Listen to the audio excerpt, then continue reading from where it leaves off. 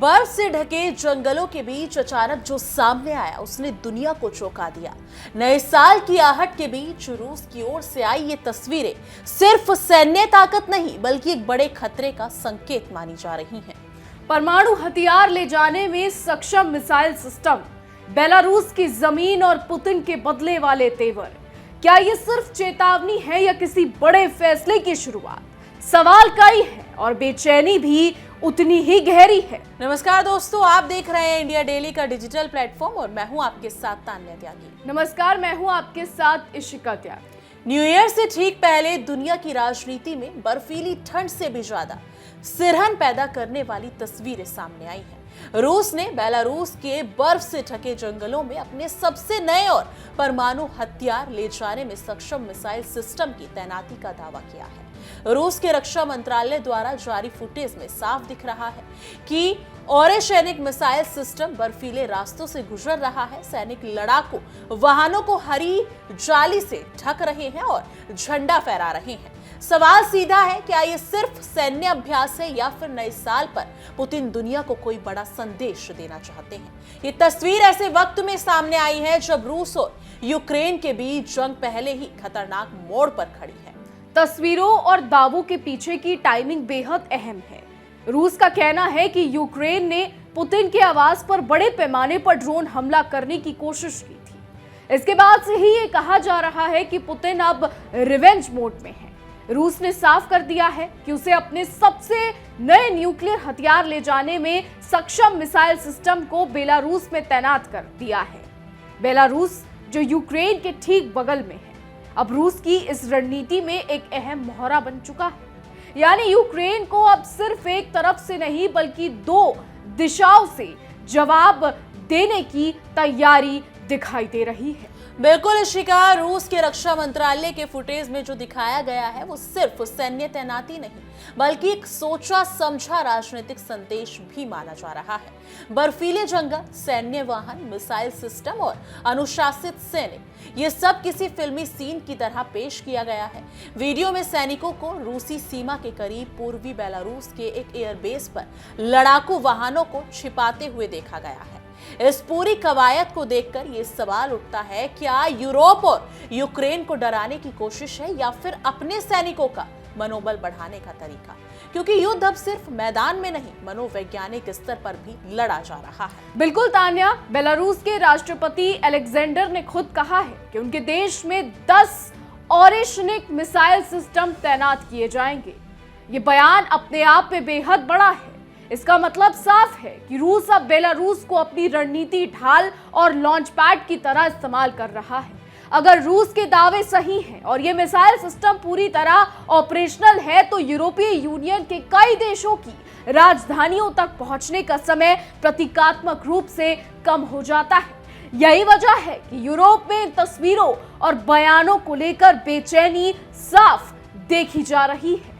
इसी बीच Vladimir Putin ने अपने जनरलों के साथ एक अहम बैठक में ये घोषणा की कि ये मिसाइल सिस्टम अब सक्रिय सेवा यानी कि एक्टिव ड्यूटी में प्रवेश कर रहे हैं। ये कोई सामान्य बयान नहीं है। एक्टिव ड्यूटी का मतलब है कि सिस्टम तैनात है, तैयारी है और जरूरत पड़ने पर इस्तेमाल भी हो सकते हैं।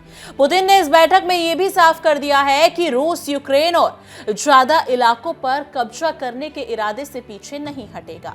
दक्षिणी शहर जापोरिजिया का नाम लेकर उन्होंने अपने इरादों की पुष्टि कर दी है। रूस की ये पूरी तैयारी ऐसे वक्त में सामने आई है जब पहले से ही युद्ध बेहद क्रूर रूप ले चुका है। माना जा रहा है कि जारी किया गया वीडियो सिर्फ सैन्य जानकारी देने के लिए नहीं बल्कि पूरे यूरोप को डराने और यूक्रेन पर दबाव बढ़ाने के लिए तैयार किया गया है। कई विश्लेषक इसे रूसी सैनिकों को मानसिक रूप से बूस्ट करने की एक कोरियोग्राफ की गई कोशिश भी मान रहे हैं। जब सैनिकों को यह दिखाया जाता है कि उनके पास सबसे आधुनिक और खतरनाक हथियार हैं, तो उनका आत्मविश्वास बढ़ता है और यही युद्ध की राजनीति का एक अहम हिस्सा बन जाता है। लेकिन इस पूरी कहानी का एक और पहलू भी है। रूस ने दावा किया है कि यूक्रेन ने पुतिन के आवास पर ड्रोन हमला किया था, लेकिन इस दावे में समर्थन में कोई ठोस सबूत पेश नहीं किया गया है। रूसी सरकार ने कहा कि सभी ड्रोन को मार गिराया गया है, इसलिए कोई सबूत नहीं दिया जाएगा। ये बयान अपने आप में कई सवाल खड़े करता है। अगर हमला इतना बड़ा था तो उसके मलबे या किसी दृश्य प्रमाण का ना होना शक को और गहरा देता है। यही वजह है कि अंतर्राष्ट्रीय स्तर पर रूस के इस दावे को लेकर संदेह बना हुआ है। वहीं यूक्रेनी राष्ट्रपति जेलेंस्की ने रूस के इन आरोपों को पूरी तरह झूठ बताया है। जेलेंस्की ने साफ कहा है कि यूक्रेन ने पुतिन के आवास पर किसी भी तरह का ड्रोन हमला नहीं किया। इस बयानबाजी के बीच रूस के विदेश मंत्री का बयान भी सामने आया है, जिसमें उन्होंने चेतावनी दी थी कि यूक्रेन से बदला लिया जाएगा और लक्ष्य पहले से ही तय कर लिए गए हैं। ये बयान इस बात की ओर इशारा करता है कि रूस सिर्फ जवाबी कार्रवाई की बात नहीं कर रहा, बल्कि पहले से तैयार रणनीति पर आगे बढ़ रहा है। पुतिन के प्रवक्ता दिमित्री पेस्कोव ने भी इस मुद्दे पर बयान देते हुए कहा कि सभी ड्रोन मार गिराए जाने के बाद कोई सबूत पेश नहीं किया जाएगा। उन्होंने ये भी कहा कि मलबे की कमी पर भी कोई टिप्पणी नहीं कर सकते। ये जवाब राजनीतिक भाषा में बहुत कुछ कहता है, लेकिन बहुत कुछ छुपाता भी है। अंतर्राष्ट्रीय राजनीति में जब सबूतों की जगह बयान ले लेते हैं तो तनाव और अविश्वास और बढ़ जाता है। यही स्थिति आज रूस और यूक्रेन के बीच देखने को मिल रही है। वही बात करें अगर बेलारूस की, तो बेलारूस में ओरेश्निक मिसाइल सिस्टम की तैनाती को लेकर एक और बड़ा सवाल उठता है। क्या ये कदम सिर्फ यूक्रेन तक सीमित है या इसका संदेश पूरे यूरोप के लिए है? क्योंकि बेलारूस की भौगोलिक स्थिति ऐसी है जहां से यूरोप के कई हिस्से रूस की पहुंच में आ जाते हैं। अगर परमाणु हथियार ले जाने में सक्षम मिसाइल सिस्टम वहां तैनात है तो सिर्फ ये सैन्य नहीं बल्कि रणनीतिक दबाव भी है। ये दबाव कूटनीति की भाषा में बिना बोले बहुत कुछ कह जाता है। बिल्कुल, न्यू ईयर के मौके पर इस तरह की तैनाती और वीडियो जारी करना भी अपने आप में एक राजनीतिक संकेत है। जब दुनिया नए साल की तैयारी कर रही है तब रूस ये दिखा रहा है कि उसकी प्राथमिकता अभी भी युद्ध और सुरक्षा रणनीति है। पुतिन ये संदेश देना चाहते हैं कि वो किसी भी दबाव में पीछे हटने वाले नहीं हैं। यूक्रेन के खिलाफ जंग और तेज करने की उनकी मंशा उनके बयानों और तैयारियों से साफ झलकती है। ये भी ध्यान देने वाली बात है तान्या कि बेलारूस लंबे समय से रूस का करीबी सहयोगी रहा है, लेकिन अब जिस तरह से वहां परमाणु हथियार ले जाने में सक्षम सिस्टम की तैनाती की बात हो रही है, वो बेलारूस को सीधे इस संघर्ष के केंद्र में ले जाती है। इससे न सिर्फ यूक्रेन बल्कि पूरे यूरोप की सुरक्षा को लेकर सवाल खड़े होते हैं। यही वजह है कि इस कदम को सिर्फ एक देश का फैसला मानकर नजरअंदाज नहीं किया जा सकता है।